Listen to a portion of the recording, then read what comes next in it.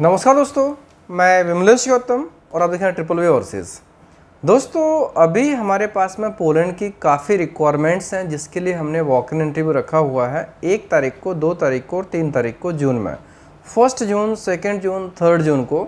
और जो रिक्वायरमेंट्स हैं, रिक्वायरमेंट में कई पोजीशंस हैं और इसमें सबसे इम्पोर्टेंट चीज़ है कि जो अभी रिक्वायरमेंट है इनका कोटा अभी हमारे पास में है और जो प्रोसेसिंग टाइम है उसी के हिसाब से हम डॉक्यूमेंट्स ले रहे हैं। जैसे मैंने पहले बताया था कि हमारे पास में 20 लोगों का कोटा था और उसमें से 10 लोग, 7 पहले हुए थे, 3 बाद में हो गए थे, 10 लोग हो गए थे।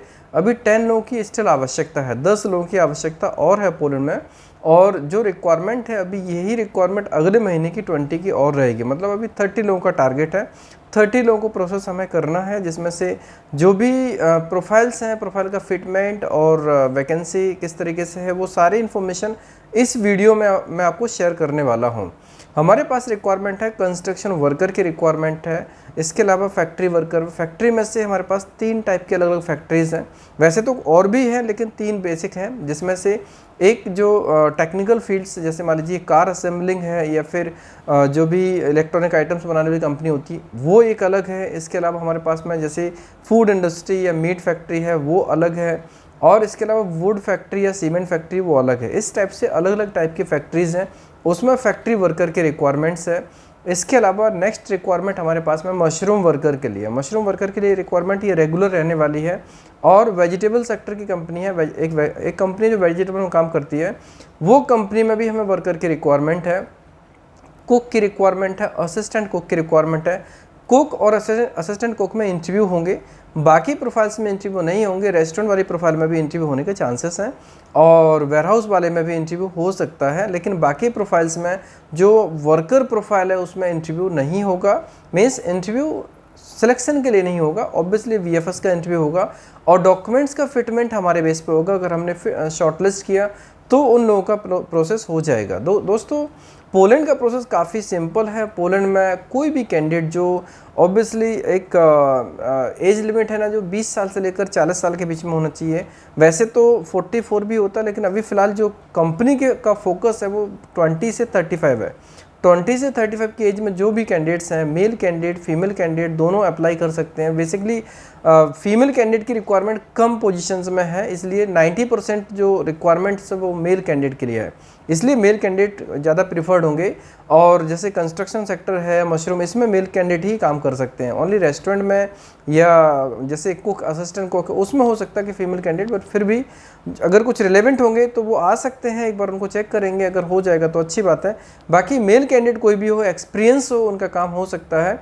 एक्सपीरियंस हमें कौन कौन से फील्ड में चाहिए, जैसे कुक है, असिस्टेंट कुक है, वेयरहाउस है या रेस्टोरेंट है, इन 4 पोजीशंस के लिए हमें एक्सपीरियंस कंपलसरी है। अगर एक्सपीरियंस होगा तभी इसमें हो पाएगा, अदरवाइज नहीं हो पाएगा। जो लोग भी इसमें रिलेवेंट एक्सपीरियंस वाले हैं वो इनमें अप्लाई कर सकते हैं, और अगर एक्सपीरियंस नहीं है, जैसे किचन हेल्पर है, वेयरहाउस है, रेस्टोरेंट है, इन सब प्रोफाइल्स में एक्सपीरियंस कंपलसरी है। और अगर एक्सपीरियंस नहीं है तो फिर मशरूम वर्कर है, वेजिटेबल सेक्टर की कंपनी है उसमें वर्कर की रिक्वायरमेंट है, फैक्ट्री वर्कर है, कंस्ट्रक्शन वर्कर है, इन प्रोफाइल्स में अप्लाई कर सकते हैं। कोई भी कैंडिडेट 20 साल से लेकर 35 साल के बीच में हो, उनके ऊपर ज़्यादा प्रायोरिटी दी जाएगी कंपनी की तरफ से। हमारी तरफ से तो जो भी हो जाएंगे बेस्ट रहेगा।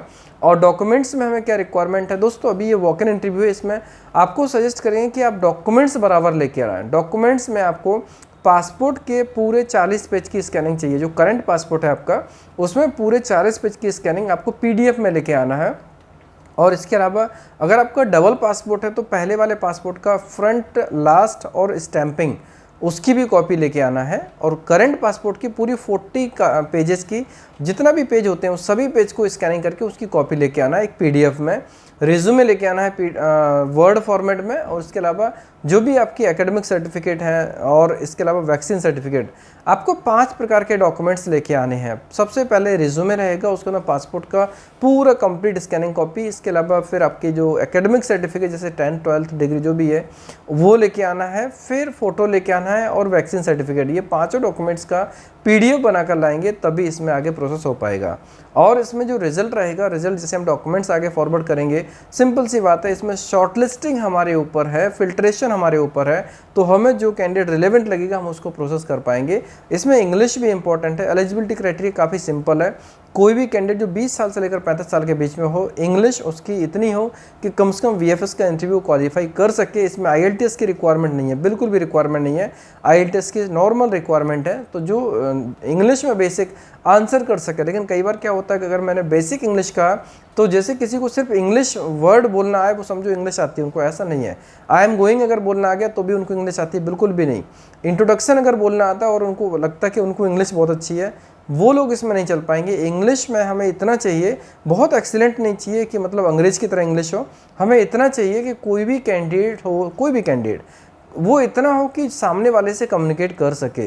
एवरेज इंग्लिश हो को चलेगा, बेसिक इंग्लिश हो को चलेगा, लेकिन इंग्लिश में आंसर देना, ऐसा नहीं कि सामने वाले की बात हमें पूरी समझ में आती है लेकिन हमें बोलना नहीं आता। ये सिंपल क्राइटेरिया है। और अगर किसी को लगता है कि वो कॉन्फिडेंट है तो उस पीरियड में जो भी हमारे पास 4 से 5 महीने का समय लगने वाला है, उस पीरियड में वो इंग्लिश के ऊपर वर्कआउट कर सकते हैं। और जैसे वर्कआउट करेंगे वैसे ही वो उस पर मतलब इंग्लिश पर जो उन्होंने फोकस किया 4-5 महीने में ट्रेंड हो जाएंगे। और उसके बाद में फिर वीएफएस की इंटरव्यू के टाइम तक उनकी इंग्लिश ऐसी हो जानी चाहिए कि सामने वाले से बात कर सकें, रिस्पॉन्स दे सकें। ये एक सिंपल क्राइटेरिया। दूसरा है बैंक बैलेंस का। बैंक बैलेंस उनको मेंटेन करना पड़ेगा, लगभग 4 महीने के, लगभग 3 से 4 महीने का बैंक बैलेंस मेंटेन करना पड़ेगा।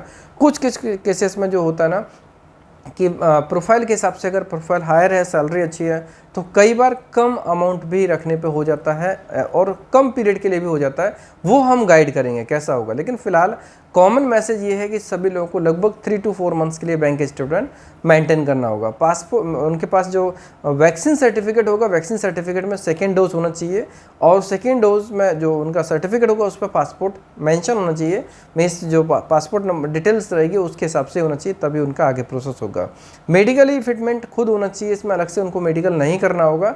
लेकिन फिर भी एक बार चेकअप कर लें कि वो मेडिकली फिट हैं, कोई बीमारी तो नहीं है। क्योंकि यहाँ पर सबसे इंपॉर्टेंट चीज़ है, अगर पोलैंड पहुँचने के बाद कोई बंदा अगर वापस इंडिया आता है तो वो नुकसानदायक हो जाएगा। इसलिए मेडिकली फिटनेस वो खुद चेक करेंगे। और इसके अलावा ये सिंपल है कि लाइफ में उनको कभी टीबी नहीं हुआ हो, कैंसर नहीं हुआ हो, हेपेटाइटिस नहीं हुआ हो, एचआईवी नहीं हुआ हो। ये 4 चीज़ें नहीं है तो बंदा इसमें आराम से कर सकता है। शुगर भी हाई ना हो और बीपी भी हाई ना हो। सिंपल सी बात है कि उसको कोई भी स्वास्थ्य संबंधी कोई परेशानी ना हो, तो वो कैंडिडेट इसमें अप्लाई कर सकते हैं। एज लिमिट 20 साल से लेकर 35 साल के बीच में है। पासपोर्ट में 2 साल की वैलिडिटी होना चाहिए, वैसे 18 महीने से ज़्यादा होना चाहिए। 20 महीने, 22 महीने, 2 साल मान के चलो। अगर लगभग 2 साल की वैलिडिटी है, उन लोगों के लिए प्रोफाइल काफ़ी अच्छी हो सकती है। और कंपनी की तरफ से जो कॉन्ट्रैक्ट मिलता है वो 2 ईयर का होता है। एम्प्लॉयमेंट कॉन्ट्रैक्ट जनरली 2 ईयर का होता है, लेकिन कभी कभी ये 1 ईयर का भी होता है, कभी कभी 3 ईयर्स का भी होता है, लेकिन जनरली 2 ईयर का वर्क कॉन्ट्रैक्ट होता है। कोई भी कैंडिडेट इसके लिए कन्फ्यूजन ना रखें कि वहाँ पर जाके 1 साल का मिला फिर क्या करेंगे, 2 साल का मिला फिर क्या करेंगे। जनरली 2 ईयर का होता है, लेकिन उसके बाद ये कॉन्ट्रैक्ट रिन्यू हो जाता है कैंडिडेट की परफॉर्मेंस के हिसाब से। अभी तक जो हमने नोटिस किया, बहुत ही कम परसेंट, 100 में से शायद ही 1 या 2% लोग वापस आते हैं जिनका कॉन्ट्रैक्ट रिन्यू नहीं होता है। ये रिन्यू ना होने का केस कहाँ पर होता है वो मैं आपको शेयर करता हूँ। मैं अगर किसी ने सीजनल वीज़ा लिया, सीजनल वीज़ा सिर्फ 6 मंथ के लिए लिया, तो वो उनको वापस आना पड़ेगा, कंपलसरी है। लेकिन अगर किसी ने नेशनल एम्प्लॉयमेंट वीज़ा लिया तो ये मान लीजिए कि उनको पूरी फ्रीडम होती है, उनके पास पूरा प्रिविलेज होता है, उनके पास में ये मान लीजिए कहा जाए कि उनको ऑप्शन होता है कि वो आगे चलकर अपना करियर वहाँ बना सकते हैं, दूसरी कंपनी में इंटरव्यू दे सकते हैं, सेलेक्ट हो सकते हैं और वहाँ पर भी वर्क परमिट इश्यू करवा सकते हैं। तो ये एक सिंपल पॉइंट है कि कोई भी कैंडिडेट अगर जिसका 2 ईयर का वर्क परमिट है या 1 ईयर का वर्क परमिट है या फिर 3 ईयर का वर्क परमिट है और एम्प्लॉयमेंट कॉन्ट्रैक्ट अगर उनको मिला हुआ है तो वो एक्सटेंड कर सकते हैं। ये उनके पास में ऑप्शंस होते हैं। उनकी परफॉर्मेंस अच्छी होना चाहिए और उनके अंदर क्वालिटी होना चाहिए, एडजस्ट हो सके। परफॉर्मेंस ऑब्वियसली सबसे इंपॉर्टेंट है और बिहेवियर भी, सीनियर के जो साथ में बिहेवियर होता है ना, वो भी काफ़ी इंपॉर्टेंट है। तो दोस्तों ये बहुत इंपॉर्टेंट चीज़ है। अगर कोई भी कैंडिडेट इसमें प्लानिंग करने वाले हैं लेकिन कन्फ्यूजन ये हो कि कॉन्ट्रैक्ट 1 साल का तो हमें वापस ही आना पड़ेगा, ऐसा नहीं है। अगर 1 साल का है तो आपको या तो सेम एम्प्लॉयर रिन्यू कर सकता है आपकी परफॉर्मेंस के बेस पे, अगर नहीं करता है आप दूसरे ऑप्शंस भी ढूंढ सकते हैं। वैसे 90% 95% 2 ईयर का ही कॉन्ट्रैक्ट आता है और कुछ कंपनी 3 साल का भी देती है। जैसे हमारे पास अभी आए उसमें से कई लोगों का 3 साल का कॉन्ट्रैक्ट है। सो दोस्तों ये इससे कोई ज़्यादा फर्क नहीं पड़ता, कोई भी पीरियड हो, लेकिन सबसे इंपॉर्टेंट चीज़ है कि कोई भी कैंडिडेट्स में प्रोसेस करे तो ये ध्यान रखें कि पोलैंड में फ्यूचर के लिए प्लानिंग करना है। कंपनी की तरफ से प्रोसेस जो होती है वो तो होती है, आपको भी कुछ एफर्ट्स करने पड़ेंगे, टीआरसी बनवानी पड़ेगी, पीआर के लिए प्रोसेस करना होगा, उसका पूरा सिस्टम रहता है। इसमें से एम्प्लॉयर की बात करो, पहले क्या होता था कि टीआरसी लगभग 3-4 महीने, मतलब सेकेंड मंथ से प्रोसेस कर देते हैं और लगभग 4-5 महीने 6-7 महीने में आ जाती थी। लेकिन अभी क्या हो रहा है कि जैसे लोग जाते हैं वहाँ पर और शॉर्ट टाइम रुक के कंपनी छोड़ देते तो कंपनी टीआरसी जल्दी नहीं बनवाती है। इसके लिए कैंडिडेट को उस कंपनी में सर्टेन पीरियड रुकना चाहिए जिससे कि वही कंपनी आपका टीआरसी बनवा दे। सो ये बहुत इंपॉर्टेंट चीज़ होती है। या फिर आप पूरी प्लानिंग के साथ में चीज़ें प्लान करें, लेकिन शुरू का 1 साल तो आपको उस कंपनी में करना ही होगा। ये हमारी एथिकल रिस्पॉन्सिबिलिटी होती है। अगर किसी एम्प्लॉयर ने आपको अपॉर्चुनिटी दी है यूरोप में एक्सेस करने आने के लिए, 26 कंट्रीज़ में एक्सेस करने के लिए, तो आपको डेफिनेटली उस पीरियड को वहाँ पर वर्क करना होगा जिससे कि आपका जो पर्पज़ है वो जस्टिफाई हो सके, एथिकल रिस्पॉन्सिबिलिटी कंप्लीट हो सके। आप अगर पहला वीज़ा कंप्लीट करेंगे तो, और अगर नहीं करेंगे तो कुछ एम्प्लॉयर उसमें पेनल्टी भी पुट करते हैं जो कि हम एग्रीमेंट में मेंशन करते हैं। सो दोस्तों ये एक इंपॉर्टेंट मैसेज था प्रोफाइल के बारे में, प्रोसेस के बारे में। और सबसे इंपॉर्टेंट चीज़ कि प्रोसेसिंग काफ़ी अभी पहले की तुलना में थोड़ा फास्ट होने लगा है। बीच में यूक्रेन और रशिया का जो वार का इफेक्ट पड़ा था वो भी धीरे धीरे करके इसका इफेक्ट डाउन होने लगा है और डॉक्यूमेंट्स अब फास्ट हो रहे हैं। सो अभी कोई अप्लाई करेगा उसको 5 to 6 मंथ के अंदर प्रोसेस पूरा कंप्लीट हो जाएगा। सब कुछ डिपेंड करता है लास्ट में वीएफएस के ऊपर। वीएफएस में अगर जो टाइमिंग प्लस माइनस होगा तो वो हो सकता है, अदरवाइज इसमें जो भी प्रोसेस है वो फास्ट होगा। और अभी इसमें जो भी हमारी तरफ से सपोर्ट रहेगा डॉक्यूमेंटेशन के ऊपर, गाइडेंस के ऊपर, उसके ऊपर हम पूरा सपोर्ट करेंगे। और उसमें मैंने पहले ही बताया कि जो रेस्टोरेंट टाइप के प्रोफाइल्स हैं या फिर जो रेस्टोरेंट में जैसे कुक है, असिस्टेंट कुक है, वेटर है, किचन हेल्पर है, इन प्रोफाइल्स में अगर कोई कैंडिडेट जाता तो उसको एक्सपीरियंस भी होना चाहिए और उसका इंटरव्यू भी होगा। और वेयरहाउस में भी इंटरव्यू हो सकता है और एक्सपीरियंस सेम फील्ड में होना चाहिए। बाकी प्रोफाइल्स में कोई भी कैंडिडेट हो, एक प्रकार से अगर हमें सही लगा, हमने शॉर्टलिस्ट किया तो उसका काम ज़रूर होगा, उसका वर्क परमिट भी आएगा और उसका वीएफएस सबमिशन भी होगा और वीज़ा भी आएगा। ये सब चीज़ें प्रोसेस में है।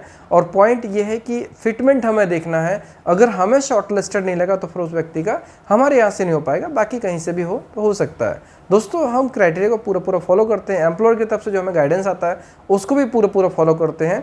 और सबसे इंपॉर्टेंट चीज़ है कि जो वीएफएस के लिए गाइडेंस है वो हम बहुत बेहतरीन तरीके से प्रोवाइड करेंगे। कोई भी कैंडिडेट हो जो हमारे पास में एप्लीकेशंस पुट करेंगे उनको हम सबमिशन से 1 दिन पहले पूरी ट्रेनिंग भी देंगे जिससे कि उनका वीएफएस सबमिशन काफ़ी अच्छा हो। और अभी तक का रिकॉर्ड रहा है, जितने लोगों का वीएफएस सबमिशन हुआ सभी को हमने गाइडेंस दिया, ट्रेनिंग दी। अगर मैं यहाँ पर अवेलेबल रहा तो उस टाइम पर डेफिनेटली कभी एक बार ऐसा हुआ, 1 या 2 बार, कि जिस टाइम पर मैं कैंडिडेट के साथ में नहीं रहा। अदरवाइज जनरली क्या होता है कि वीएफएस सबमिशन से पहले मैं उनको ट्रेनिंग देता हूँ, गाइडेंस देता हूँ।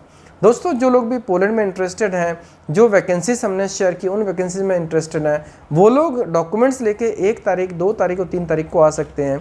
फ़ोटो उनको पासपोर्ट साइज लाना है 80% फेस वाली मैट फिनिश पेपर पर, 80% फेस मैट फिनिश पेपर पर लाना है पासपोर्ट साइज फ़ोटो। और बॉर्डर नहीं होना चाहिए, उसके ऊपर बॉर्डर नहीं होना चाहिए। कई बार क्या होता है कि फोटोग्राफर बॉर्डर बना देता है तो बॉर्डर नहीं होना चाहिए, वो ध्यान में रखना चाहिए। सभी डॉक्यूमेंट प्रॉपर स्कैंड क्वालिटी में होना चाहिए। और जिन लोगों का पीसीसी निकल जाए वो लोग ही इसमें अप्लाई करेंगे।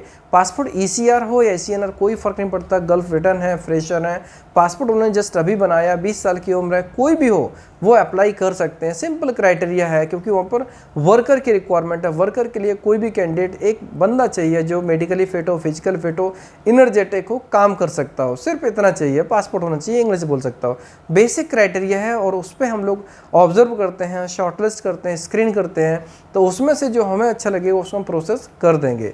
सो दोस्तों पोलैंड जाना कोई बहुत बड़ा रॉकेट साइंस नहीं है, बहुत टफ नहीं है, बहुत सिंपल है, बहुत इजी है। जो लोग भी इंटरेस्टेड हैं डॉक्यूमेंट्स लेके आए, डॉक्यूमेंट्स प्रॉपर लेके आए। ऐसा नहीं कि सर मैं डॉक्यूमेंट में भूल गया, मेरे डॉक्यूमेंट घर पे हैं, ये है वो है, बहुत सारे रीजंस होते हैं, वो नहीं चलेगा। कोई भी कैंडिडेट हो जिसको अप्लाई करना है तो डॉक्यूमेंट्स पूरे लेके आना चाहिए।